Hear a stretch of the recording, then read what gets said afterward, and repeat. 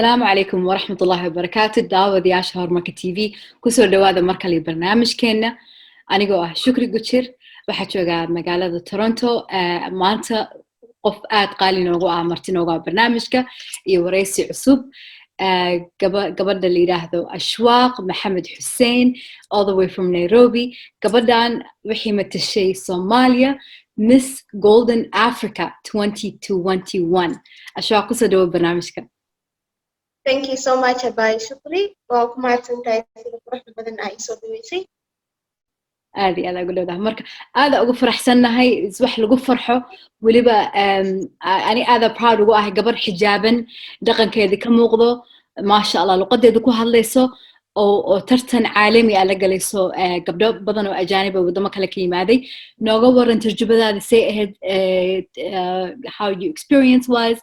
iyo tartankan maxaa ku dhiirigeliyay inaad gashid Ashwaaq. Okay, horta alhamdulillah Miss Africa core training yala sameeyay and due to waxa abilawayna waxa u bilaabay maxaa waaye change ina sameyn karno because schoolka markii la geeyo oo waxa lagu baraayo you feel like hadii oo schoolka tartan fiican ka galaysid kaalin fiican ka galaysid you like maxaa kala sameeyaa oo kaleeto and with that anaga dhan social media ku jirno waxa arkaya tech modules ko sameynayaan and I was like I can also market ayna noqdaa waliga jeclaa so due to my marketing skills modeling in a galo like 50% if 50 is going I tried and I thought of bringing something into the world. I'm bringing something to our Somali community. And gladly, alhamdulillah, I got the chance. And yeah, I did it. MashaAllah. And amazingly well. With dignity and all of that. And, you know, حربنا كويديو ترتنية كلا أو كان كهريو مساق الشيء أنت كان كورين. عادي. And first حاسمينسا training قاعدنيسا because although waxa qaanin tartan iska gali kartid filming and training 1 month asmi oo consistent ajanib le ku dhex jira marka kaligeyga Soomaaliya aha and a bit it was tough and hard for me like alhamdulillah I did my best training marka qaadanay tartan aan loo qabtay competition anaga dhaxdeena Rain Queen of the Year laha Rain Queen of the Year third position aka soo galay markaas when I was in third position I was like, had you been training 1 month and you did your best, number 3 or so, tomorrow you can be number 2 in a big pageant or a different pageant. And the reason as to why I continued, because number 3 so and you did your best, I need to Hawaii. قبلي أنا ترتمي على جانبي هاين دتك كسر قبلين حفلة على جانبي هاين but I was so impressed with the fact that قبلي اللي ترتمي قارة مسلم لنا نخلان ربين like the way you dress the way you impress your religion they were like أنا نفتكر كينا حجاب حرنا رمنا and I remember after ترتن كيلا عيدا صوب شيء عيد you feel me like بذكر كمارة سحرنا حجاب سحرنا they went ahead أيضا سوران تحسوا قلنا أيوة كمار حيرتين they were like أي شوف we know here أنا حتى وكل عيدنا. That's beautiful, mashallah. Yeah. You know, I want to know, قصوني ذا your confidence. Where does it come from? markaa yareed gabar yareed ihsaas ma ahaan jirtay ma waxa adiga soo bartay soo dhistay ma hooyada waalidka yani kalsoonidaas where does it come from? Okay, horta wax kas ilaahay ay hibeeyo and I think maybe ilaahay aad deeq igu daray inaan like at least I'm a spokesperson and the fact that school markaa dhiganayo horta macallimiintayda iyo waalidkayga waxa dhan way igu soo dadaaleen I remember class 3 class saddexaad dad I was too young class 3 but I was speaking in front of waalidiinta hortooda like speech bixin jiray ana shida aqrin jiray ana furfur jiray programyada iskuulka kale to Quran hatta ila YouTube ku jira ana from 3 from 1 I think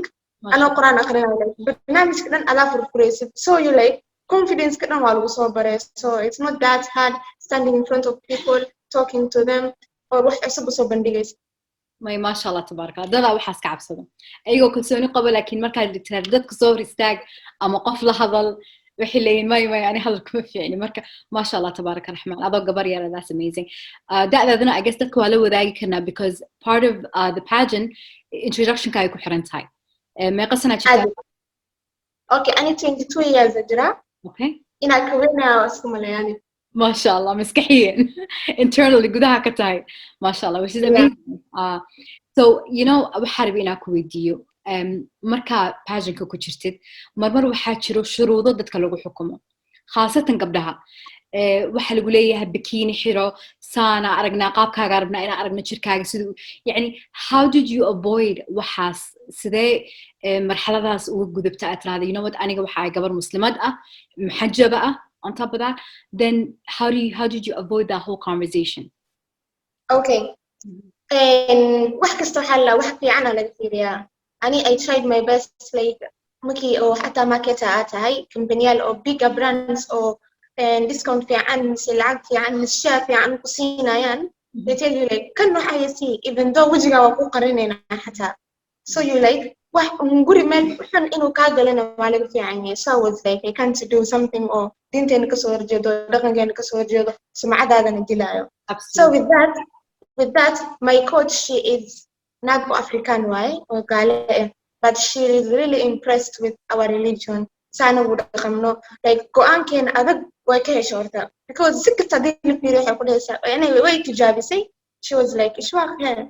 dadkan ala tartamusa you are the only Somali person in modeling people look at the shape people look at the body size adine waxa dhan like ku qarsan yihiin so how do you manage in a stage kimaadid how do you want people to like you like wax dhan may ka arkin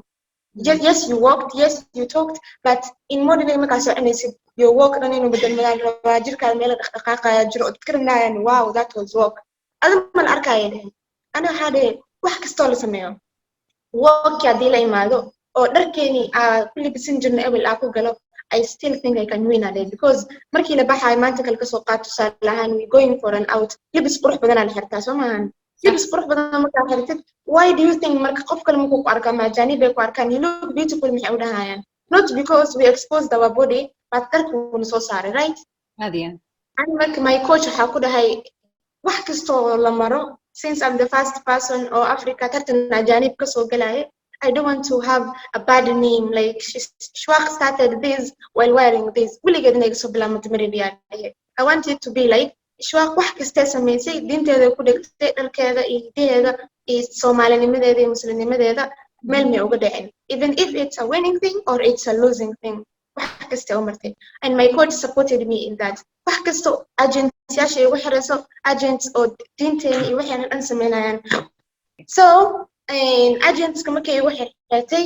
I was like agreement as a your paper should at least ogaadan dadka you can't wear a bikini you can't show off your hair you can't show your neck like most of the parts of your body matusinaysid they agreed so when a person absolutely waxa raba ina ogaado yaa ku diirigeliyay qof marka adiga gabar yar intaan ka yareed or role model ku ahead miyaa jirto okay my thought I have lots of role models like in qofkas darajo kala sareeyaan but my mom hooyadii she is really supporter like real the way I wanted this she wanted more than I wanted actually and my friend gabadha oo branding is so gabadha oo dharka waxa yeesiyo like the event she is the one who sponsors all my events even if it's an invited event dharka ayada yeesiso ayada ay libisto and gabar makeup waxay so she is Mia design so maadana way aqaanaan gabar designer oo Nairobi dharka soo saarto waay mashallah that's amazing because you know it makes you progress much easier wax ka sahal bikuu noqonaya marka dadku diirigeliyo dad dacmi ku siiyo waqti ku siiyo even qof oo kelmad qurux badan ku sheego oo marmar waa loo baahan si kasta kalsooni u qabtid you know so it's amazing mashallah Ashwaq I want to know the role of Miss Africa Golden. What does that mean? How are your responsibility gaaga shaqadaada? Are you an ambassador or a spokesperson for Somalia? And maxaa kale ku furmaysaa horumarkaaga opportunities wali aad u yartahay waxa ka horeeyo waxbarasho horumar badan entrepreneurship aa sheegtay a lot and I can see you becoming an amazing entrepreneur in any area you want to develop inshallah ta'ala so what opportunities would that bring for you and before that what is your responsibility with that title? Okay exactly and Miss Africa Golden it promotes originality culture and tourism أنا كني culture ميل مكيسو بشو لكن كينينا ميل كسكسو بندي كرنو that's my first responsibility. Originality, culture and tourism. Originality means stage كأما مقعد أما شخصي أهانت هذا قبر أو مسلمة تاعي that means إجاب كذا نقول ساعتي دواي. So can you still do it on stage? Yes. And then the fact that I am a Somali ambassador, like the only cover or kabeh as a Somali, or the cast of Madam and said, you are the ambassador of Somalia. Yes, automatically. The other thing, opportunities كبدن أي كسر بحين اسمه حوالي, like me ستبدأ أو كدير جليان زائد, like هو يو قبل أسكلته from them, apart from them, social media وحنا نسوق لنا, you like 30% بس أكو support قلنا 70% like they are against you at times مكابلا ويرتا قف مكو أو and they like قبل كل قدر إسكس حتى بيه يا تغيير ويا لصادو أجانب هذا and you have no supporters at all. So alhamdulillah opportunity بحيث say oh brand على هذا brand win على هذا my Instagram followers وكردي and the fact that I got supporters from that أجانب it was so amazing. أجانب تي مكة حيو شيرات كسومالي you know I'm a good friend of قبل إشواق لدو she's a Somalian she does that and that so that كوسا شرمنا like oh I had something from Will Kasaka Somalia and nice to meet you so you like even if it's that أجانب. The role of me being as Miss African Golden Hawaii, I'm the first Somali girl to be crowned. International wise, my first crown happened to be an international. كي أفراد سماهن وحي مركي أفراد سمعني. فرتن هذا أقول استعداد. ما شاء الله. فرتن كسوي. Mecca, I was the first person to be crowned. Then I was the first Somali lady to participate in them, whether I won or lose. But this time, I was the first person to be crowned international-wise. Of Somali so responsibility, but then I said like in a Somalian milk so in a Janik Talatartamo, you feel me like that's Kala Tartama and that code io Dola Dola, aka can support. For me, Dola de no Afam Karta Somalia, and that can no Afam Karta like Kabila could Hajro, and supporters can Kar Harke Sabakamel and medicine they like. So I can't say like jealousy why, but I don't know what name to give it to. No supporting at all. Afko alaga dawa ku support garanayna but kadal alaga toogana arune. ما waxyaalo badan waa la kulmaysaa aan gabar yar wali tahay soo waxyaalo badan ka horeeyo to be honest laakiin maadaama adiga maskax furan tahay sida u jeedo and kalsooni ku qabtay hadafkaaga insha Allah taala waa gaaraysaa. So my next question to you is what's next for Ashwaq? There's tartamo badan oo quruxda laga galo adduunka, whether it's Miss Universe, Miss World, those are the more international ones that we're aware of, right? So maxaa ku qorshaa insha Allah taala sanadkan? Okay, what's for me Mahawai, like qof markuu dhib badan u soo maro stages badan u soo maro you really want to change it. Anina waxa meeshan modeling u soo galay maahan ina dhawaati I am the most beautiful lady in Somalia and I can present my country. I can bring change to my country. I can bring change to the people of Somalia to the people of like Somalia ما سميني كران أما like international so my plan for the future as Miss Ashwaq Hawaii I open mail or قبل training قرينايو I be their real coach because قبل training قرين كرتو مين training قرين كرو and the fact that أجانب إنه كنت training قرين لها وقولي لا سمي why can't I be the one because أنا سومر stage ka I can train our girls I can take them to the world like connections هذا محاي stars Miss Africa هذا كم سوق هذا Miss World international stage wide مت كان هذا next golden woman it's an international stage if I win this next golden woman I can go direct to Miss Universe so that means stage قدام بي أو modeling وعادي ما شاء الله أو قروح ذا ترتنك قروح ذا exactly ها مركا when I open that in Ashwaq's Empowering Foundation over here I have it the name already with the help of my manager مركا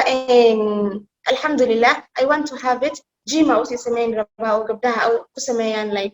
you know fitness كذا واحدا يسفع أنا بس training جريان I have the image in my mind that one room حكري قربها all mirrors So when you're walking, you can see the steps aqaday, you can see how you move and everything. Marka, I'm sure the future is bright, not for me,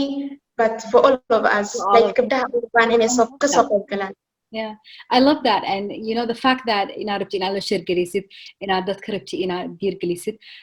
ashwaaq gabdhaha kaa yaryar ama kuwa kula la eg oo rabo waxaan inay ka qayb galaan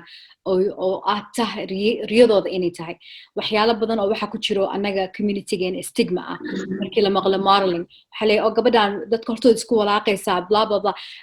waa la soconaa Xaliima Aadan meeshii heerkii ka gaartay iyadoo heerkaas sare gaartay oo on an international level as a hijabi modest wearing model ka hartay misna because waxyaalo kala lagu khasbiyay diinteeda xoogaa su'aasha gashay sida u jeedo waxa tahay gabar diinteeda ku adag maasha Allah tabarakallah dhaqankeedana ku adag si qurux badan u xijaaban I don't see any issue with it any personally gabar ahaan in fact it's good that ina meel kasta ka muuqano wadankeena inuu meel kasta ka muuqdo on an international scale on a global scale waa loo baahan yahay whether ha ahaato qaaradda Africa Asia ha ahaato or anywhere in the world and waa gaari karnaa intaas in ka badan because of social media and all of that marka I know it's a big question to ask of you okay but I'm still going to ask you that what do you want gabdhaha yaryar inaad la sheergaraysid ama u sheegi lahayd as your experience hadda intaas soo martay Okay, that is a good question. Ani gabdhaha oo iga yaryar mis gabdhaha hadda kusoo biiraya waxaa ula talinayaa first if you don't believe in yourself wax meel ku gaaraya ma lahan believe in yourself know that there is a dadku ogolaanaya iyo dadku diidayo know that qofkii